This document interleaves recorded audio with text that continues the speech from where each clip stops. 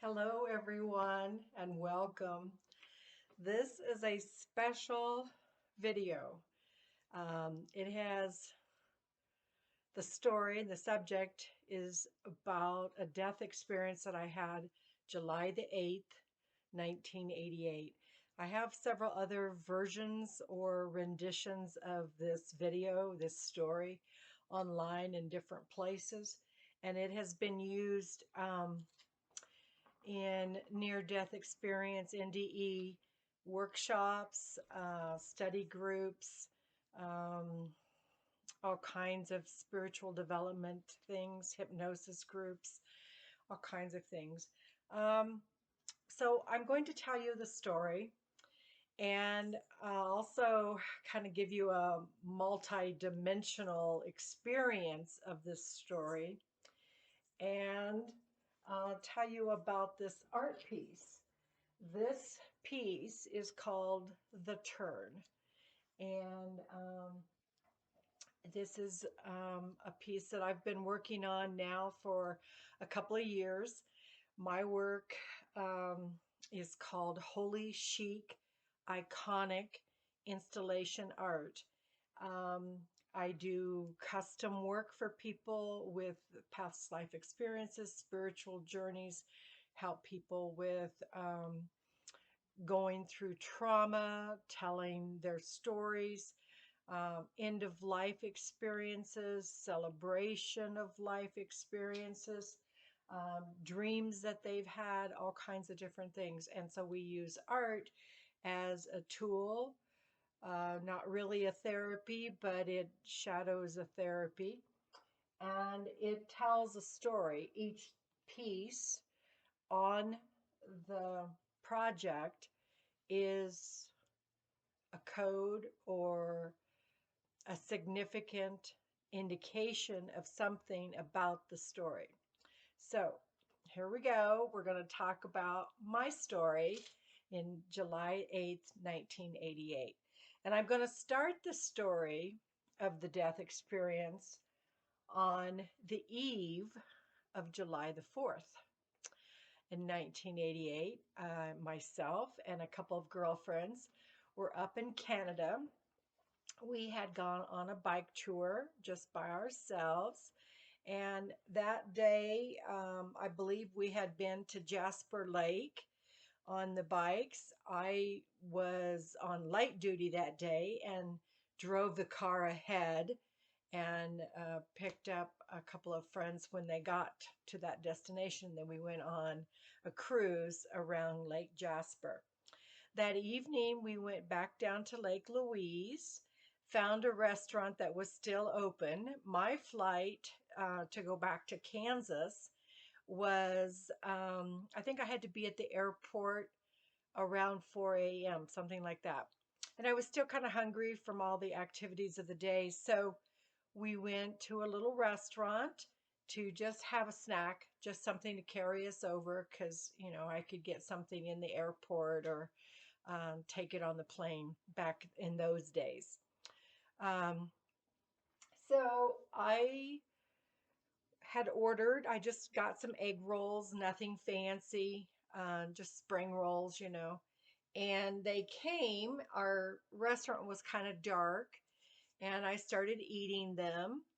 And, we were eating by candlelight at the best and telling our stories and our adventures and having our goodbyes. And I noticed that there were some little crumbs on my plate. And I kind of had to hold them up and put the candle over so that I could see it a little bit better. And realized it was little bitty baby shrimps. And I'm deathly anaphylactic, allergic to shrimp. So shellfish is not my thing, especially prawns, that whole krill, shrimp family. Just, they're not my friend. Um, so I ran to the bathroom to force myself to throw up. And I thought I got most of it out. Um, You know, it's a horrible thing when you have anaphylactic shock. You have to learn all kinds of things to take care of yourself and advocate for yourself. And here we were in Canada. I didn't know a doctor. And, you know, I had to get it out of my system. I had to get it out of my system. And we, I did as much as I could.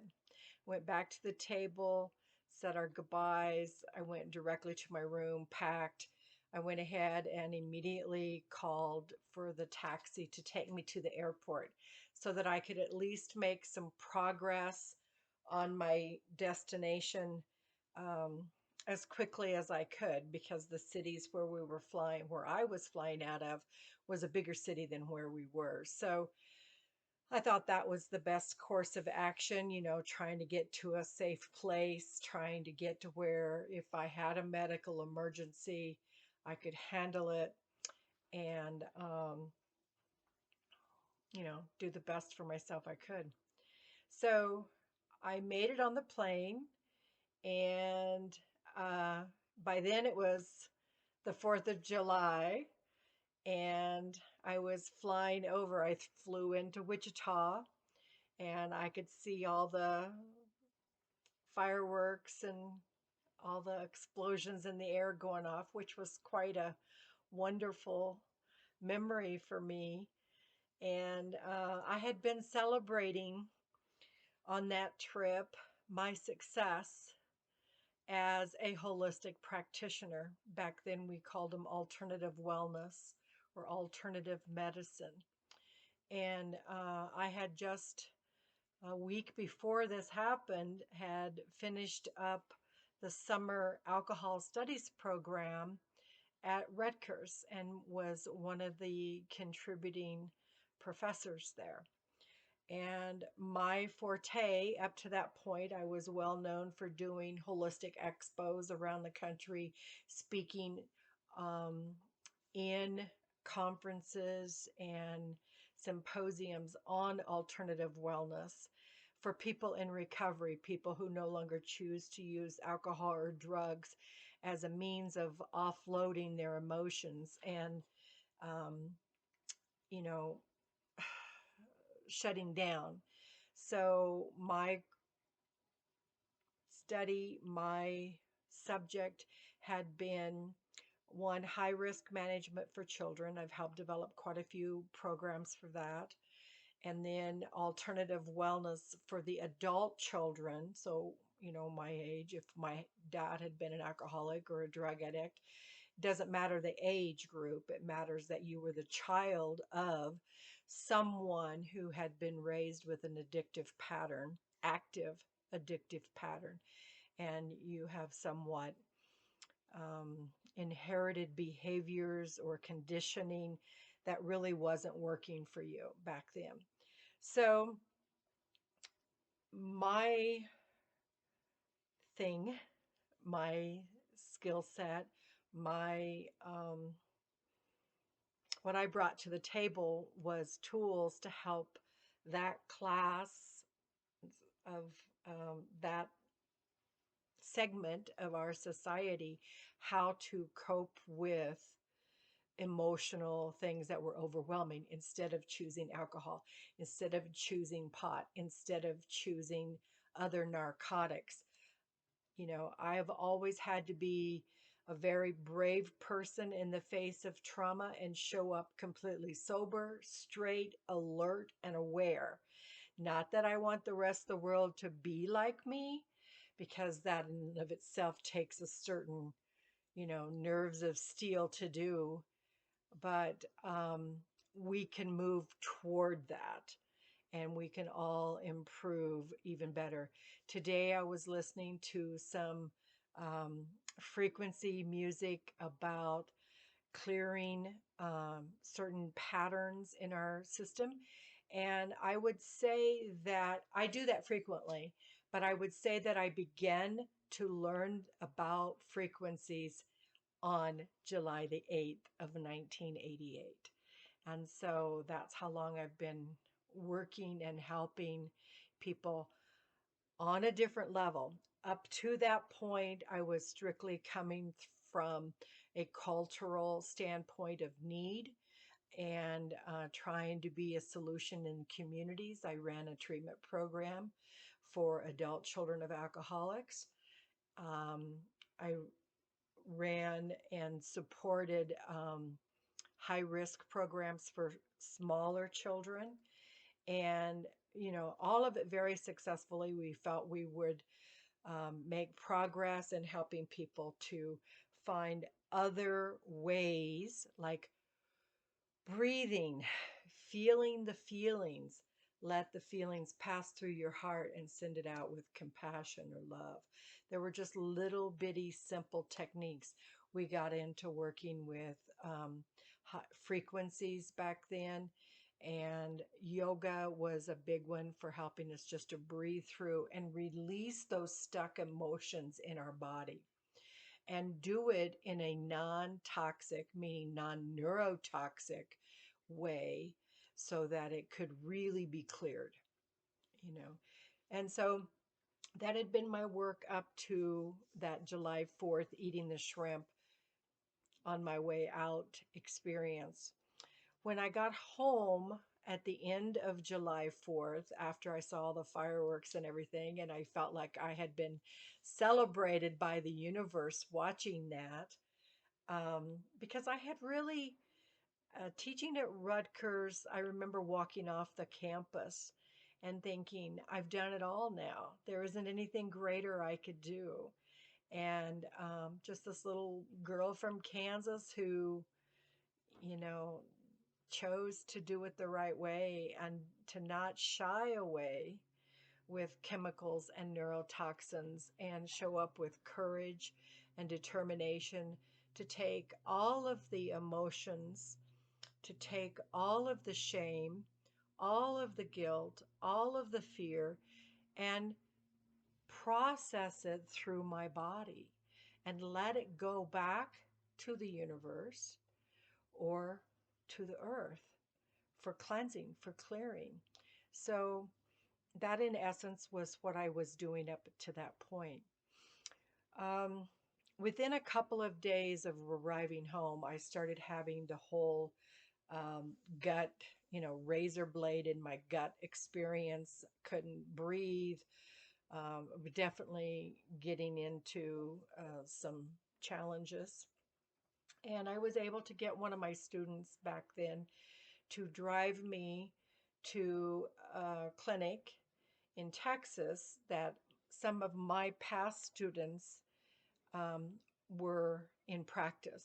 They were medical doctors in a clinic there, and they knew me, they knew my work, they knew who and what I was about. They had been with me when some amazing information was channeled to me.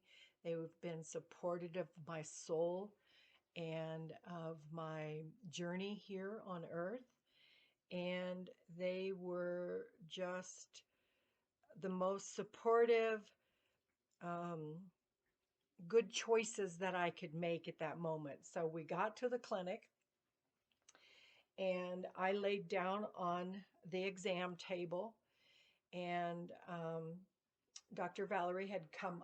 I'm laying out, and Dr. Valerie had come to my head, and she had just placed her hands over my heart, just below my clavicle. So now I know that is the high heart. So my divine heart, our highest good from our heart. And I looked up at her, and she was trying to get me to tell her how that felt.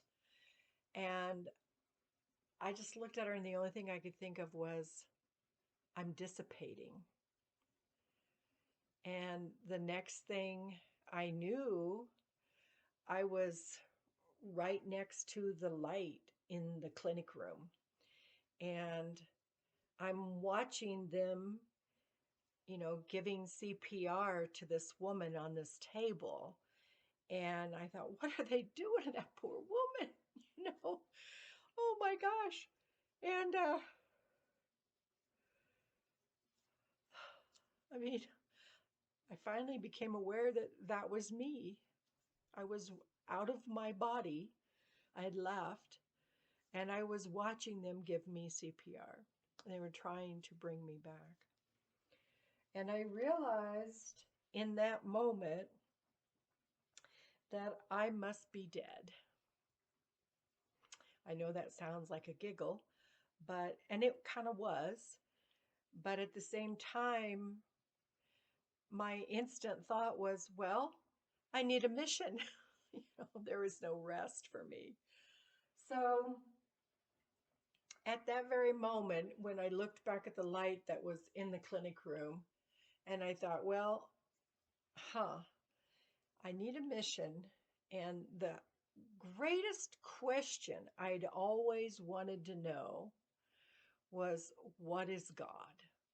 What is God? What is God to me in my high heart? What is God to me? Have you ever asked yourself that? I was dying to know that. I had died to know that. So at that moment, when I saw that light in the room, I thought, if that's God, because you're always told as a child growing up that God is light. And I thought, if that's God, I'm really disappointed. No, no, no, no, no. But I turned, and that's where this picture starts, the turn. And so when I turned, I saw the absolute most incredible white light you can even begin to imagine. It wasn't white, it was whiter than white. It was opalescent. It was opaque. It was,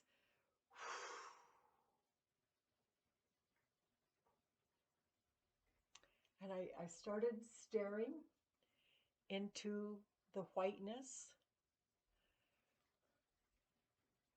and I saw a little squiggle, just a little squiggle. And I thought, it's moving, and it kept coming closer and closer to me. And eventually, as it came closer and closer to me and before me, I realized that it was my friend Jesus. And I don't say this from a Christian standpoint of Jesus is my Savior. I say this from a standpoint of Jesus was my friend. I knew him from before.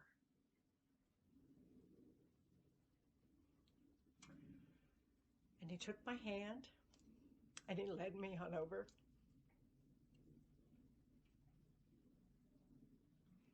to the other side. And we found a place that was kind of like a little grassy knoll, that we could sit, like a little picnic area. And it was just so pleasant and so beautiful. And he said, we're going to learn about love. And we're going to learn about love is the medicine. It is a vibration. It is a frequency. 432, if you're looking up the frequency Hertz music on YouTube, or you're buying it in a CD.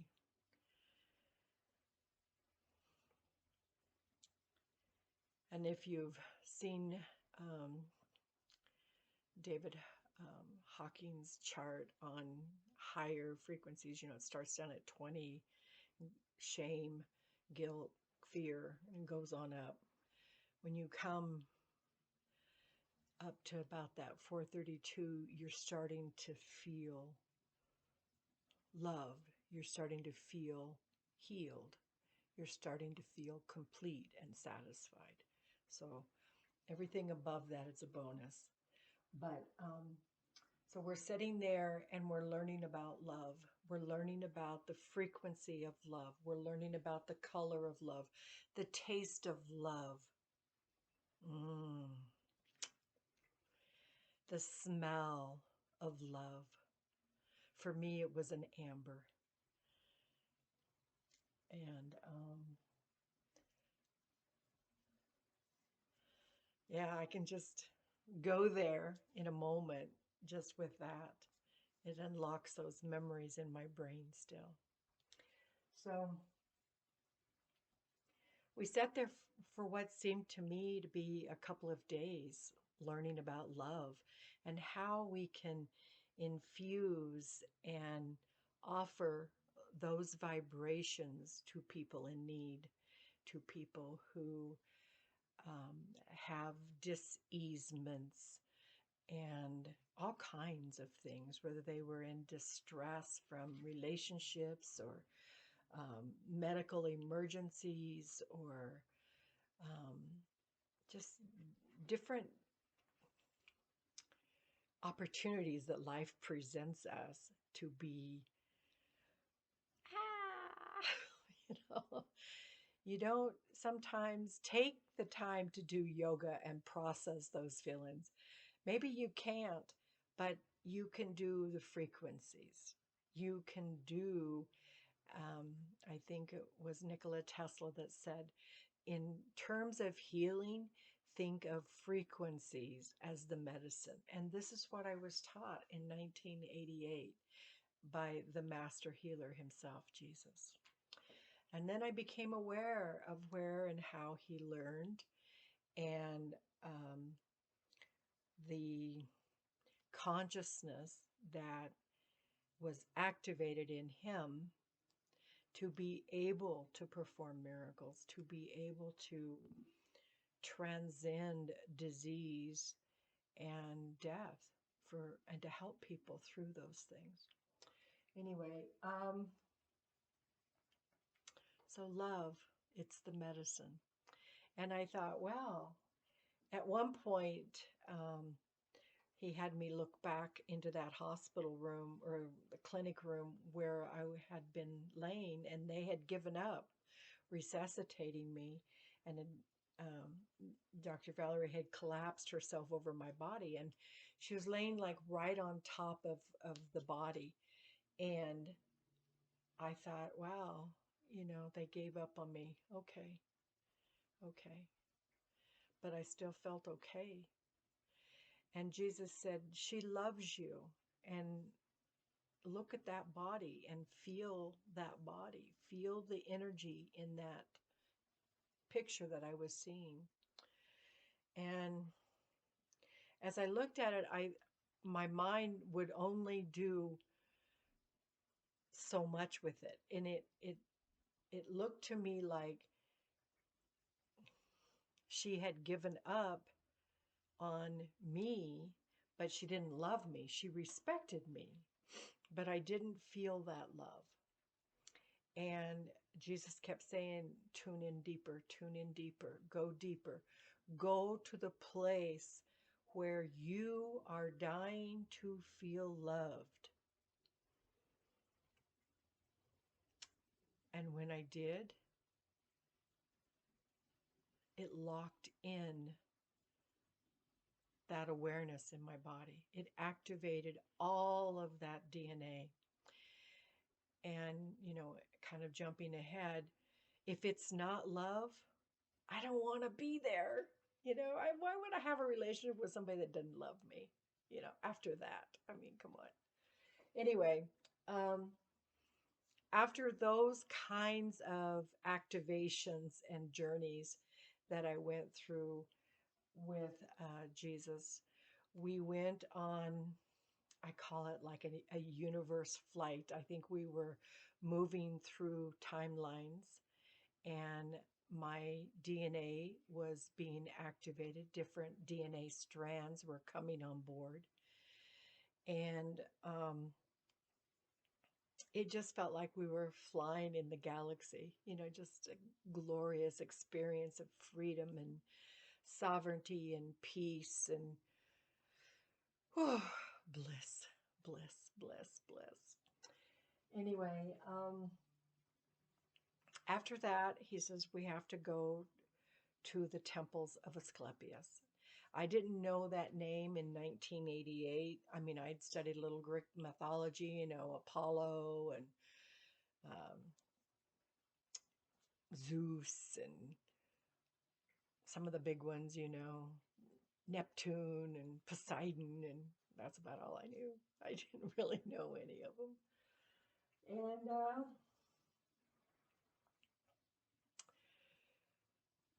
so we entered the temple of Asclepius. Asclepius was one of the purest wounded healer frequencies that's ever walked Earth.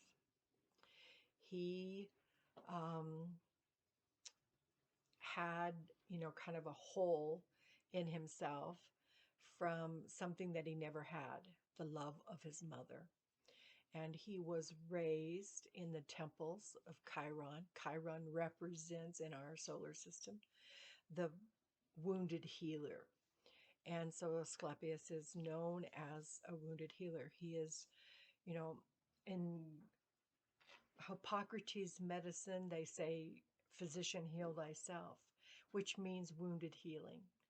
And the only way we're going to do that is go within.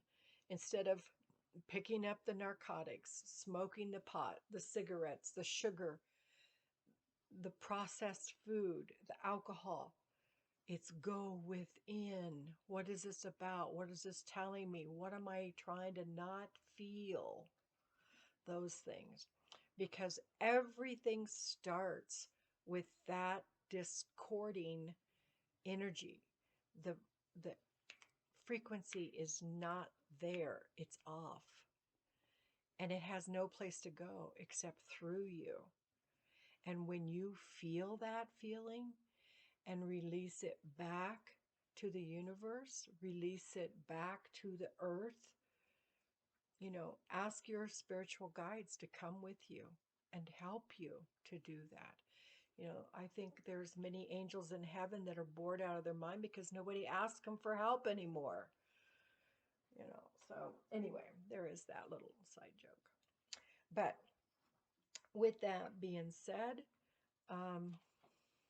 we went through this temple, and you can do your own research on Greek mythology, Asclepius, wounded healer, Chiron.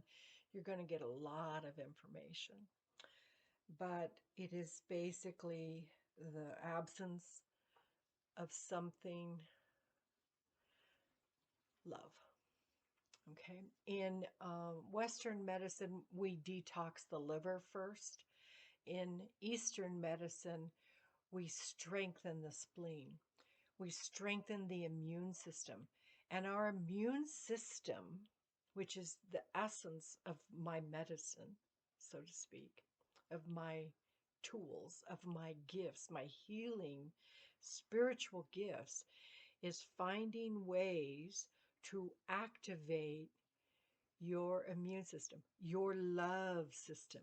Because when you feel that kind of love, and it's not just love with your partner or with your children, or in my case, my little Zeus, my little service dog. It's divine love. When the Creator has downloaded that creative blessing in you, that is the love. That is the gift of His love, the creation. There is nothing in my world bigger than creative energy. It means I have become like my father, like my mother, creative, creatrix, some people would say, since I'm feminine. So after we did the grassy knoll, we went to the temples. I understood a little bit more about what Asclepius was. I still didn't believe it. And then further on down the road, jumping ahead a little bit for you, I did go back and research information and was just blown away how much accuracy I was given. Information, techniques, frequency, schematics for healing tools, phenomenal, phenomenal what I was given. Anyway, I went through different rooms in this temple. Each room is called an abaton, and it's like a little clinic room. or a little hospital triage room. It's a little space that is set aside for one patient, one client who comes there, who's spiritually called to go there to understand the basis of their disease, which is usually emotional or spiritual disruption. And so when they, through their dreams, were interpreted through hypnosis or a hypnotic kind of tincture that was given them. I think of it now that maybe it was like medicinal mushrooms or um, peyote or some of the herb medicines that we have. I don't know. I don't know. That's not my arena, and I stay away from that because I wanted to stay pure to my original calling of doing everything natural. You know, I want God to download or activate those codes in me to be able to do it without an outside influence, meaning an herb, meaning a pill, okay, or a surgery. I've always stayed pure in my healing methods. So each room I got to visit and go through and wrote a lot of notes on and what happened in each room. You know, sometimes I would look into a room and see somebody rubbing somebody's feet, or I would see them working with crystals and gemstones, or I would see them working with magnetics, or I would see them working with big scanners. I would see them working with different coils and instruments. And I'm not going to give too much away, but there's a lot. There's a lot. And it's all about implying a different frequency to activate our own natural ability to heal ourselves. It's nothing else. Nobody else gives it to us. Nobody else can give it to us. So each room that I went into on that first floor was something different going on.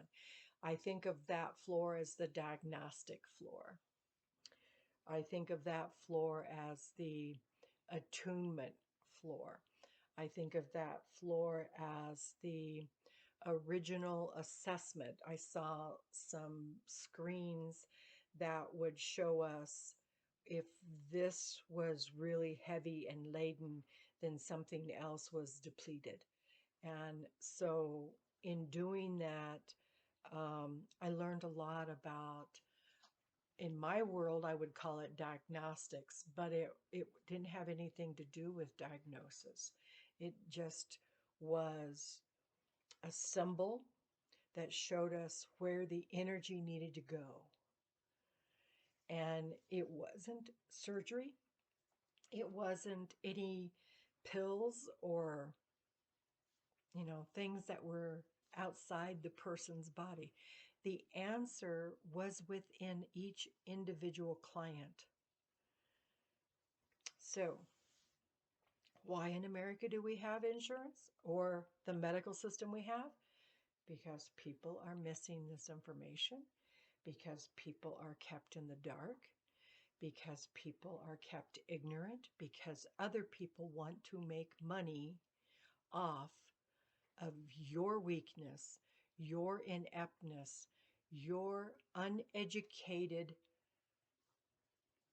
abilities and capabilities of yourself, what you're capable of. Okay, because when I went through this whole thing, this whole healing temple, I was empowered to know that I could do this myself.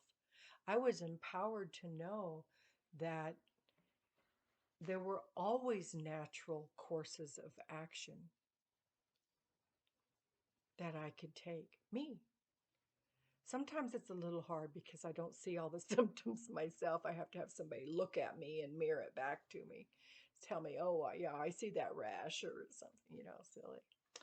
But each floor that I went through in this pyramid, there were different attention or different focuses for different parts of the healing.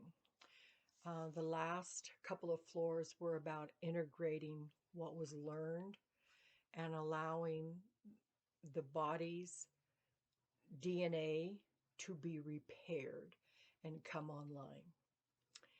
Now, when I got to the very top, I call it the capstone, um, the head office, so to speak, there were ascended masters, there were angels, there were um, I don't know what you call it, guardians. Um, I went through this council and they asked me, what do you think about this? What do you think about your experience? I was in tears for much of my journey there because I was just shocked. And I was angry too that people on earth didn't know this. So, and that I didn't know this. And I was raised pretty privileged, and I went to medical school and then I went to other schools to learn how to heal naturally. Massage school, I've owned 6 massage schools. I've owned a holistic college. I mean, all of these things that I have done, all the healing opportunities that I have been exposed to, and I still didn't understand all of this about frequencies. And raising our frequencies naturally is in our power, and we do it every day by what we put in our mouth and by making sure that anything neurotoxic or toxic comes out of our bodies. I didn't get that. I didn't get any of that information in college. I didn't get any of that information growing up. And my grandmother was a healer. My great grandmother was a medicine woman. I didn't get any of that. And I thought I paid attention.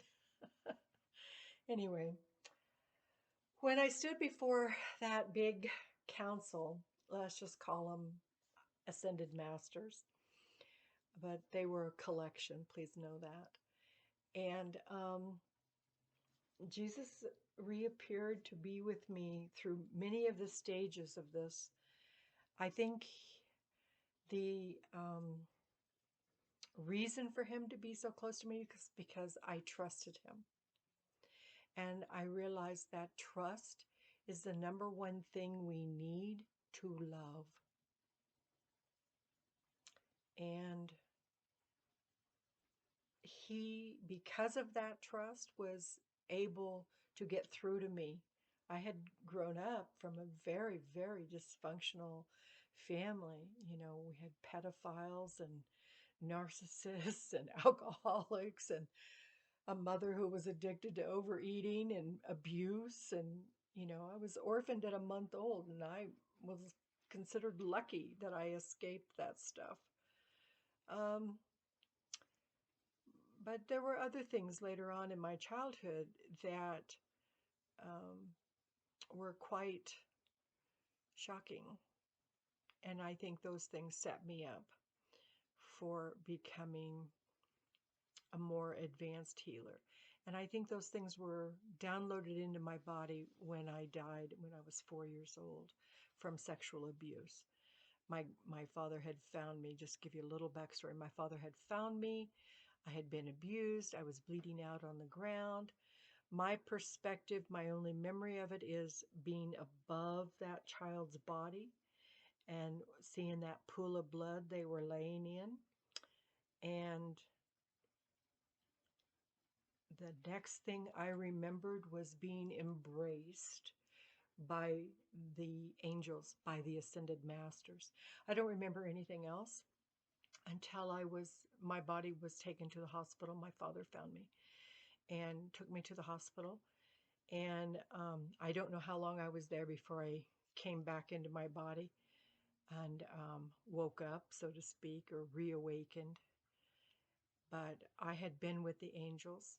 I had been with the ascended masters.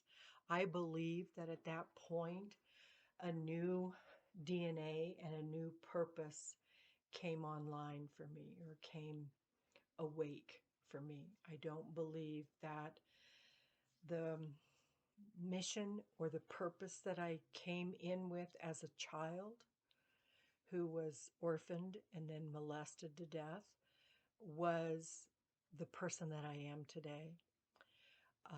I believe that the ascended masters and the angels kept me safe until I could have some reprogramming, some healing, some love back into my consciousness, back into my soul. And then I came awake a little after 4 years old. And how I believe this to be true is because by the time I was 5 and 6 years old, I was being stood up in churches that believed in the power of laying on of hands and spiritual healing. And I was being the child who laid hands on people that were being healed. This was a big secret in my family. Nobody wanted anybody to know about it. And then years later, I found out that my parents were benefiting from that money that they were getting. I wasn't. I didn't have a new bike. I didn't have anything. So, with that being said, people were benefiting from my spiritual gifts that I didn't know about. And that's an important DNA imprint because people for most of my life have been in my pockets to make a buck off of me. A few of them have showed up as students with integrity to learn and have paid me for my energy. So there's been an energy exchange. There are a lot of toxic people that I have experienced and learned from what not to do. And so by that, I give those experiences to God and realize that that was the course or the lessons, the spiritual lessons, the universal laws of energy exchanging that I had to go through to claim my own sovereignty that I now have. So, with that being said, after, let's go back to the temple. I'm sorry I'm jumping around on you. I'm going to interject one more thing. I have taken a lot of psychology tests over the years because, you know, people think you're nuts and you're schizophrenic and you're this and you're that. No, I have a very, very high IQ, high comprehension, and one of the things my brain does not do is sequence correctly, like everybody else claims to. I do, however, make the perfect filmmaker. And we're going to get to that in a minute. A filmmaker has a snapshot of a scene here and another scene here, and they're not in sequence. Sometimes they jump back and forth. You ever watch those movies where you're in one timeline and then all of a sudden you're in the future and then you go back to the past and then now you're in the future again, or sometimes you're in the present day? That's how my brain is. So bear with me here. You're going to have to put all the pieces together. And if you're somebody who thinks linear and you sequence well, you're going to probably want to replay this video a couple of times so you can download all of that information yourself. All right, we're going back to when we're in the top level, the capstone, the headquarters, the office of the Asclepius temples. And I'm standing before the Ascended Masters. They asked me what I thought, and I was in tears. I loved it. I really wanted them to put something like that, what I had witnessed, what I had seen, on earth. I believed that people and humans deserved that. They deserved the truth that inside of each one of us was a wounded healer, was a power, was a strength from divine intelligence, God, from love that created us, and that we are creating from. We have become the God juice. We're just in these little light bulbs, you know. It's why I always look nice, because I show respect to the God that created me. So I dress my light bulb well, some say. When they agreed with me that there should be something like that on Earth, and I thought, well, okay, I'm making headway here with the Ascended Masters. Not bad for a little Kansas girl, right? Well, my idea of that was that they would all just assign me somebody and I could kick a little booty from heaven, right? I'd just be somebody else's guardian angel.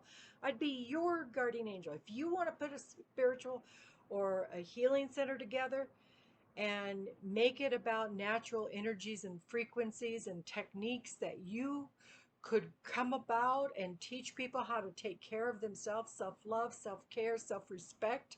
If you could boost that into people and you wanted to create a healing center that did that with natural means, then I would be your guardian angel and kick your booty. Okay? That's what I wanted. That was the job I wanted. That's all I wanted.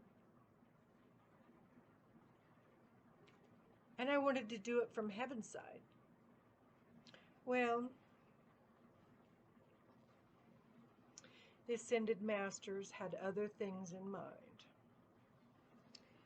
And they told me I had to come back and I had to create it. And I had to create a template for it. And I had to create programs for other people to do it, duplicate what I was doing, so that it would spread all over the world, all over the earth, because this energy is needed, and it is needed now more than ever. I mean, we just went through lockdowns because of the flu.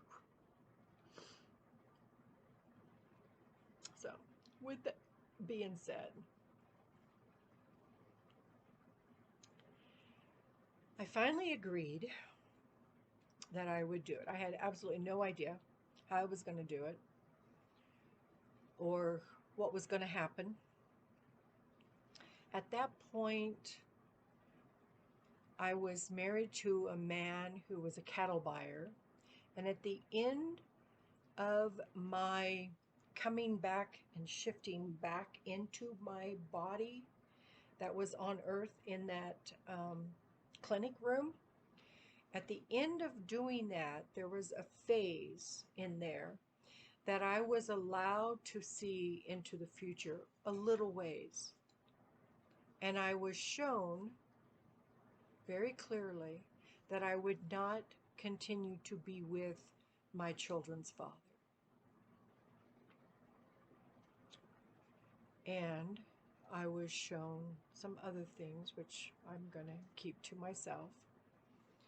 But everything I was shown in that little phase before I shifted back in has happened exactly as I seen it. Exactly.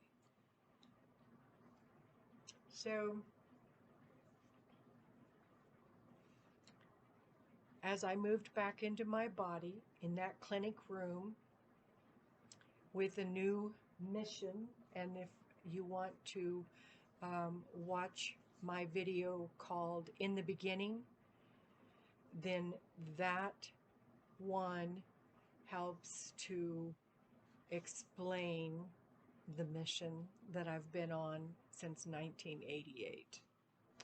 And I think there's been a few upgrades in timelines, especially around 2004, 2006 area.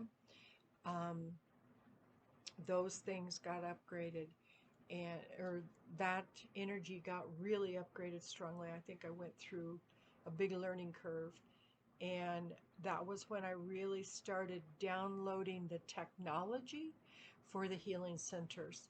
In 2007 and 8 is when we opened the first holistic college in that was state licensed in Denver, Colorado. So I did what I was sent back to do.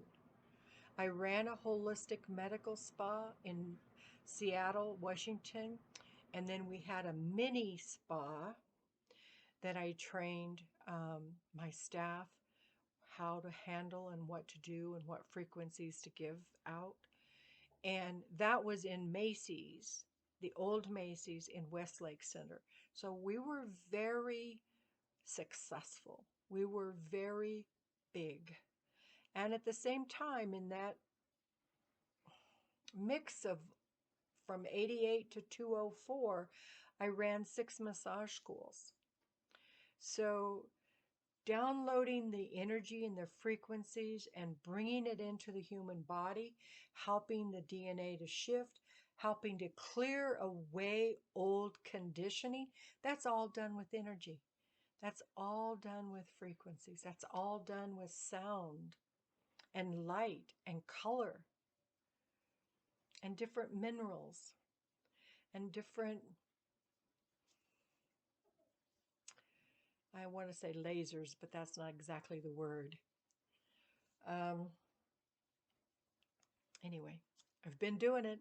I've been doing it. And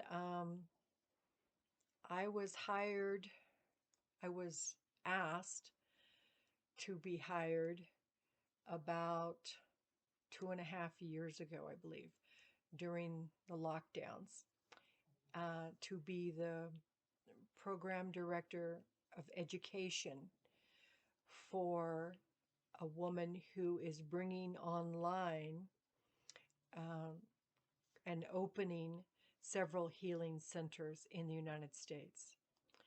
And she's very pure in her diet. She's very pure in her um, belief systems toward God and her purpose toward humanity, uplifting it, bringing in love and light and helping people who are suffering. She's very pure. A friend of mine introduced me to her, and I felt in my soul um, the Holy Spirit confirming that I should help her. So I have been writing books and developing programs on paper that are the accumulation of almost 65 years of my life. I'm almost 70. To help her put these programs and these tools and meeting the doctors that she's brought on board into a program that is systematic for the ability to teach frequencies and healing and energy work to the masses. She's bringing on a lot of doctors. She's bringing on um, other people who have business experience. I don't know how that's going to work because my experience with people with business experience has not been good. You know, they have followed that greedy, cabal, dark money trail, and you know, I'm soured on it, but that's me. You may not be soured on it. Um, I just don't want anybody else in my pockets anymore. So somebody wants to hire me or pay me for my information, help them to develop their own holistic medical spas. I have a reputation of being called the spa whisperer, and helping them in multiple stages of development and advanced training. You must already have your licensing in order. I can do some consulting if you need, you know, your state and local stuff and that kind of thing. I can step you through what I've done, and you can have to check with your own local authorities. But Each state's going to be different. But if you have estheticians, massage therapists on staff, people who are doing Reiki energy healing work, a lot of professionals who are already licensed, medical doctors, chiropractors, acupuncturists. These are people that I've trained before, and those techniques are very organized, and they're very effective. So, with that being said, it's all about the love. And if you've never had the opportunity to see my paintings up close, what you're probably missing from this video is that all of this right here, I don't know if you could even hear that, is glitter. Glitter in my paintings is symbolic of the Holy Spirit. Crystals are symbolic of energy being lasered out, being directed out. So here's my little Jesus sending out energies. Then every one of my paintings has fortune cookies and keys in it, as some of you can see my big key. This one says, with love, all of your sorrows will vanish. I forgot what the fortune cookie said, sorry. This one says that this is a time for love and affection. So let's download that light into every bit of our being. Just bring it in through your crown chakra, bringing it up through the earth, radiate it out of your high heart. And keep doing it with every disturbing emotion that you have had, all of that shame, all of that guilt. Allow those heaven and earth energies to come in, meet in your heart, feel those feelings, and allow that energy to be transmuted.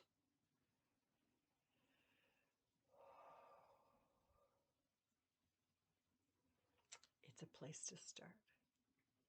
If you need our assistance, just give us a call. Mwah! All my love. All my love.